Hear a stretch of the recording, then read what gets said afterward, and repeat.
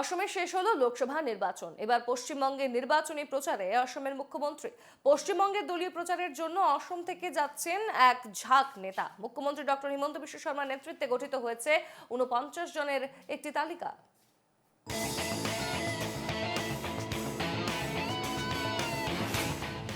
অসমে শেষ হলো ২৪-এর ভোট যুদ্ধ।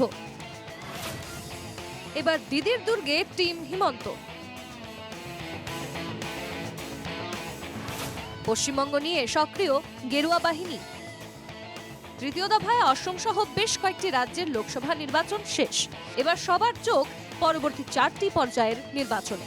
গত ৪০ দিনে অসমে ১১৭টি জনসভা সম্বোধনের পর এবার দলীয় প্রচারে মুখ্যমন্ত্রী ডক্টর হিমন্ত বিশ্ব শর্মা যাচ্ছেন ভিন রাজ্যে। উত্তর পূর্বের চাণক্য হিমন্ত বিশ্ব শর্মা ইতিমধ্যে জাতীয় রাজনীতিতে পরিচিত মুখ।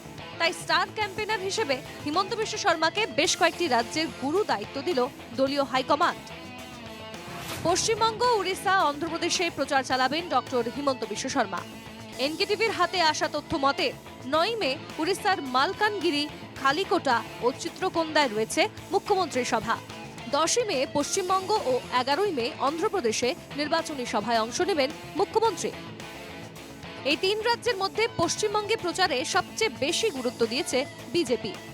পশ্চিমবঙ্গের ৪২টি লোকসভা আসনের মধ্যে বিজেপির দখলে আছে ১৮টি আসন। বিপরীতে তৃণমূলের হাতে আছে ২২টি ও কংগ্রেসের দখলে রয়েছে ২টি আসন। তাই এবার মমতা বন্দ্যোপাধ্যায়ের দখলে থাকা আসনগুলির অধিকাংশ ছিনিয়ে আনার জন্য চেষ্টা করছে গেরুয়া দল। আর তাই অসমের মুখ্যমন্ত্রীর নেতৃত্বে তৈরি হয়েছে রাজ্য বিজেপির বিশাল দল।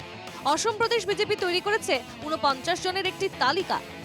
টিম হিমন্তে স্থান পেয়েছেন অসমের বহু বাঙালি ও হিন্দি ভাষী নেতা, যাদের হাতে অর্পণ করা হয়েছে প্রচারের দায়িত্ব। পশ্চিমবঙ্গে ঘাঁটি গেড়েছেন শিলাদিত্য দেব, কিশোর উপাধ্যায় সহ ৪ নেতা। বুধবার কলকাতা যান রাজ্য বিজেপির সাধারণ সম্পাদক ডিপ্লু রঞ্জন শর্মা। অসম এসসি মোর্চা সভানেত্রী মুন স্বর্ণকার সহ বেশ কয়েকজন নেতা। দিদিৰ নেতৃত্বত যিটো চৰকাৰ পশ্চিমবংগত চলি আছে, আপোনালোকে জানে যে তাত ভাৰতীয় জনতা পাৰ্টিৰ কাৰ্যকৰ্তাসকলক কি ধৰণে নিৰ্মমভাৱে হত্যা কৰা হৈছে। ভাৰতীয় জনতা পাৰ্টিৰ মহিলা কাৰ্যকৰ্তাসকলৰ শ্লীলতা হানি কৰা হৈছে। একৰকম ক'বলৈ গ'লে আমি গুণ্ডাৰাজ চলি আছে তাত, সেইটো ক'ব পাৰোঁ।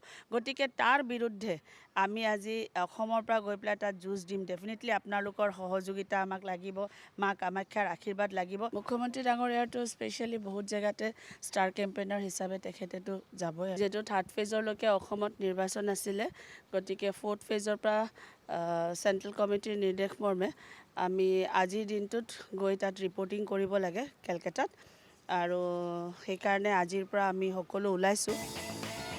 কিন্তু অসমের নেতারা পশ্চিমবঙ্গের ভোটারদের কি আকৃষ্ট করতে পারবেন, তা নিয়েও শুরু হয়েছে আলোচনা। টিম হিমন্তের প্রচার কতটুকু চমক সৃষ্টি করে, তাই এখন দেখার বিষয়। গুয়াহাটি থেকে দীপঙ্কর কলিতার রিপোর্ট, এনকেটিভি বাংলা।